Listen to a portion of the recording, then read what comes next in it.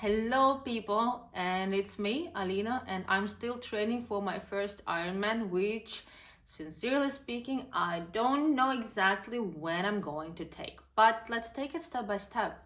And today I'm going to talk about how triathlon can make you suffer. Since that video is going to be about suffering, I decided to start with my suffering phase. I have just finished an evening training. I didn't have another time. It is 11 p.m.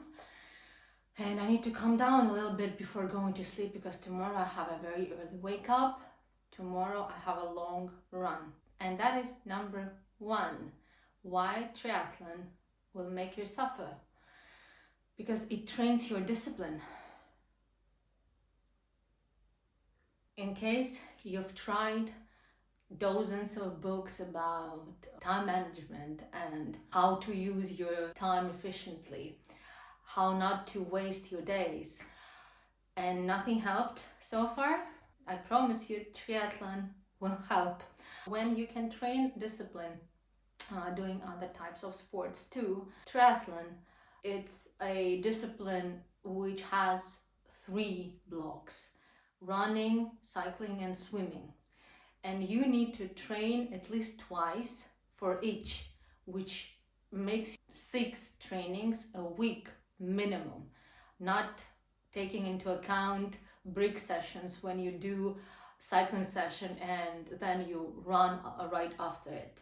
Or sometimes you do swimming and cycling and swimming or running, for example. It depends on your training plan, it depends on your coach or on your decision. In order to train 6 times a week, if you are a working person and if you have a family, 100% you'll need to learn to organize your time and you will build your own discipline. What's the outcome? Every time I feel like a champ. Every time I persuade myself to go on a run or bike or swimming, I have to work on that. I feel like a champ. Why building discipline is painful? Because sometimes you are in a mood, sometimes you are not, sometimes you feel very energized, sometimes you don't have any energy at all. The thing is that no matter how you feel, you have to show up. You have to show up on every training and you have to perform as good as you can every time. And that is discipline. And that's why it can make you suffer at times. Also, when you spend a day and you come back after working, for example, in my case, I work, then I have to cook dinner, then do the chores. And I also am studying Arabic at the moment, for example, and I have regular reading plan. And at times, I don't want to train at all. I just want to go to sleep earlier, or I just want to sit and watch a film. For example, my husband is not a triathlete. He doesn't train as much as I do. And at times he offers to watch a movie. And if I need to do my training, I have to refuse. Or now since it's winter and I can cycle at home, I just take my bike, we put it in the living room and we watch a film while I'm training. We did it yesterday. I had a long training session. I cycled for 1 hour and 50 minutes, almost 2 hours. I nearly died again. I have one long session every week, and every week I'm about to die. And we watched 2 episodes of series. What I'm trying to say is training is not always convenient and you'll have to adapt. You will have to learn to adapt and you will have to find solutions to build this inner dialogue, convincing yourself in necessity of training. Because at times when you don't want to train, the only person who can convince you is you. As you have probably guessed, I fell asleep that day, and it took me 2 days to go back. I wanted to look perfect, but the fact is, I usually look like that. I do not look perfect in my everyday life, especially I do not look perfect while I'm training or after training. Going back to our topic, how triathlon can make you suffer. Number 2, muscle pain and muscle cramps. And while muscle pain is not a big issue because your muscles adapt pretty quickly and you do not experience that much, muscle cramps are more tricky. I didn't think it would happen to me, but it did. Because of very intensive training, I had to neglect yoga and stretching, and it had its outcome. In September, especially in October, I experienced very frequent cramps. And when it comes to muscle cramps, you will hear a lot of recommendations like to take more magnesium or different supplements or any other vitamins.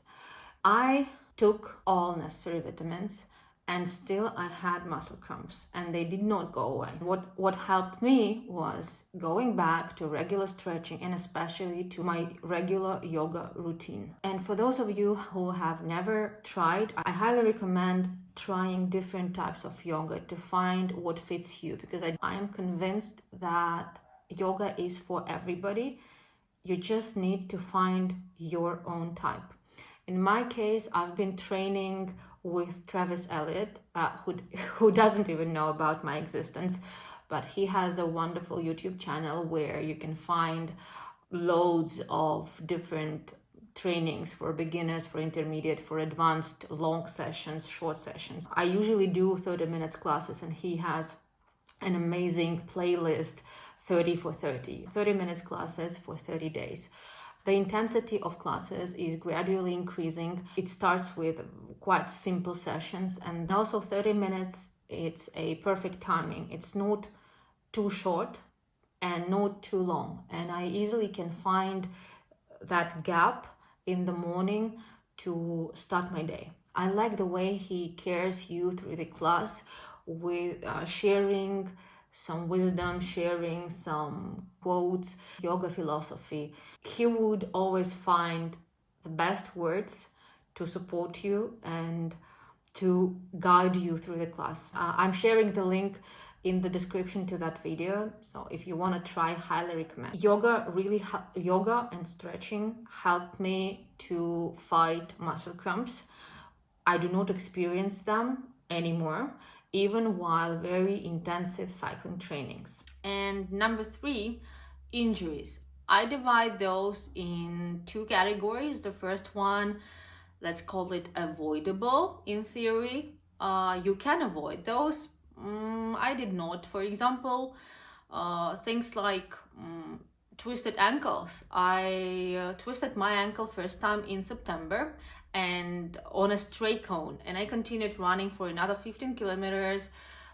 In the evening, my ankle got swollen really badly, and that did not stop me. I rested for about 2 days and continued training. That was a very bad idea, because after about 1 month, when I was in Abu Dhabi, if you remember from my previous video, there was a moment when I moved to the UAE and then I had to come back. So when I was running in Abu Dhabi, I twisted my ankle again. And if you think that the first lesson was learned, no, it wasn't, because I finished my running and continued training as usual, which was a very bad idea, even worse than the first one, since after 2 weeks, when I was back in Moscow, I twisted my ankle again, and this time I couldn't continue running. And okay, finally, fortunately, this time was enough for me to realize that I had to focus more on stretching, and I went back to yoga classes. After 1 month of stretching and yoga, my ankle finally fully recovered and I'm back to training again.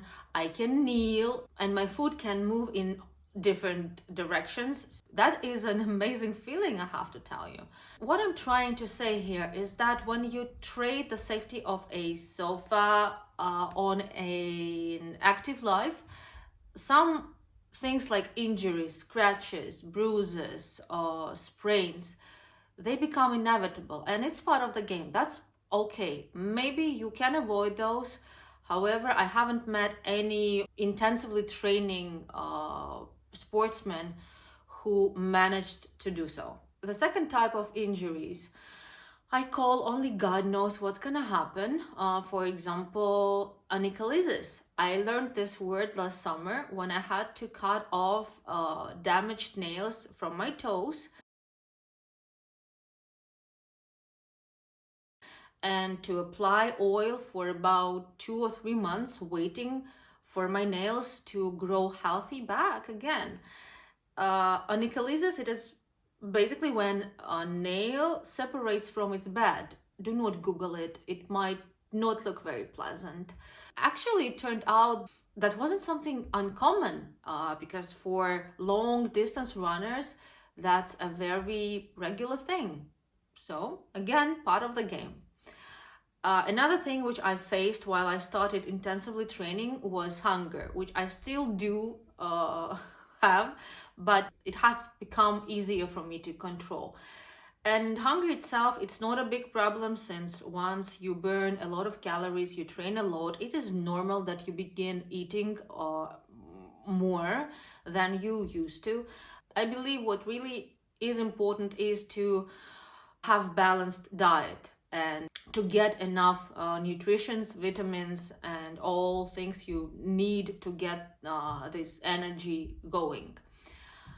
And in my case, there was a moment when I was craving for sugar and bakery so much that I had to cut all types of sugar out of my diet completely in order to avoid seduction. And whilst hunger is something which we can control, there are things which are not so easy to control, or they do not fully depend on us, such as hormones, for example. And I realize that not many people talk about it. And yeah, I understand it's a very sensitive topic. I'm not a doctor to talk about it, but that is something very important. And I think especially women have to take it into account, because when we start intensively training, our body needs to adapt.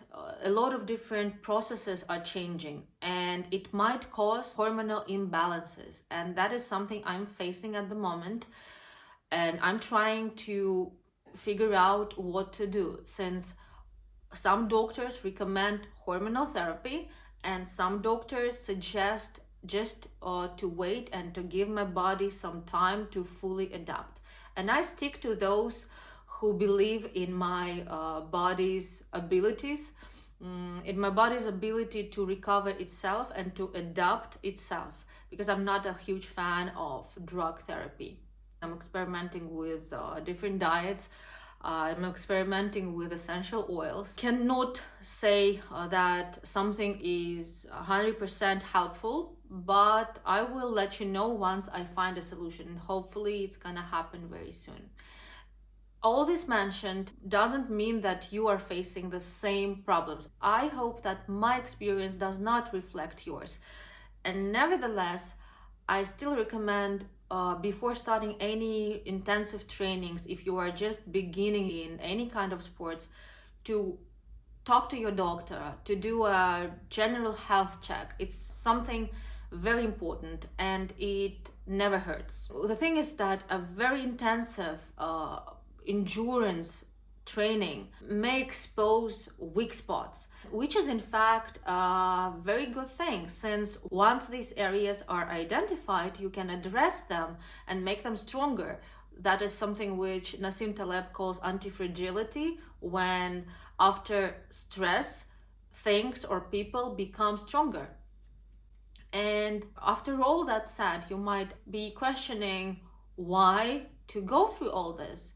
And yes, it's true that a lot of people quit triathlon when they face first difficulties, but those ones who really get the taste of it and really stick to it, they might find that it was one of the best decisions in their lives. After all challenges, you will emerge stronger, more focused, disciplined, full of energy, and truly joyful. Plus, you'll meet new people, discover new places, and maybe even drop some bad habits like smoking or drinking alcohol. For example, I had quit smoking and alcohol completely before I started training, but I think that training is one of the reasons why I haven't come back to that habits. But that's a topic for my next video. Thank you for watching, and I hope that you find my experience inspiring, or it helps you to train harder if you are already in your journey. Don't forget to hit this like button, to subscribe, and leave a comment, since that's one of the main reasons why I'm running this channel, to get supported, to find like-minded people, and to share my experience, which I hope is useful and interesting to you. See you next time. Thank you for watching.